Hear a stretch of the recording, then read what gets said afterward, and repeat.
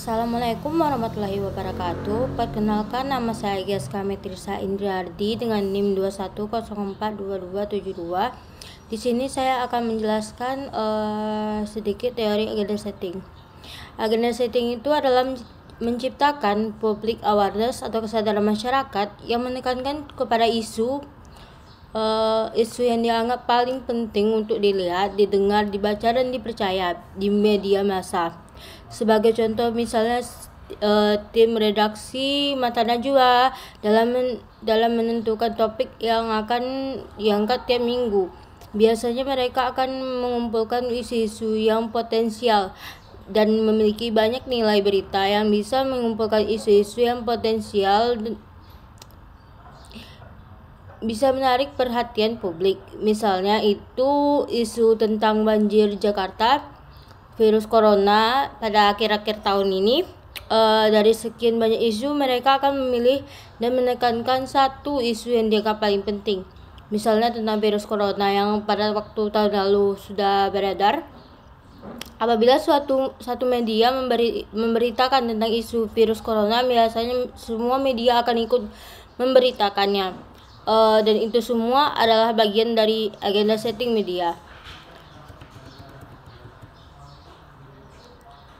Jadi intinya, kalau agenda setting jadi tadi fokus pada isu yang diberitakan, framing fokus pada bagaimana isu itu diberikan. Kemudian apa peran public relation dalam konteks pekerjaan media relation di sini? Sebagai seorang pelajar, kita dapat berperan sebagai narasumber yang memberikan informasi pada media, sehingga kita juga dapat ikut berperan untuk menentukan headline dan isi berita yang ada di media setiap harinya. Oleh karena itu, penting bagi kita untuk mengetahui teori agenda setting atau framing. Melalui agenda setting, kita tahu bagaimana media memilih sebuah isu yang dianggap penting.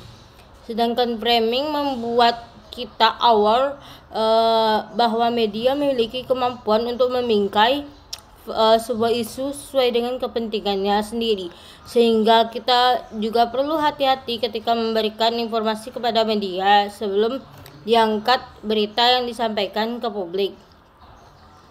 Selanjutnya, fungsi agenda setting itu ada tiga, yaitu agenda media melalui penjualan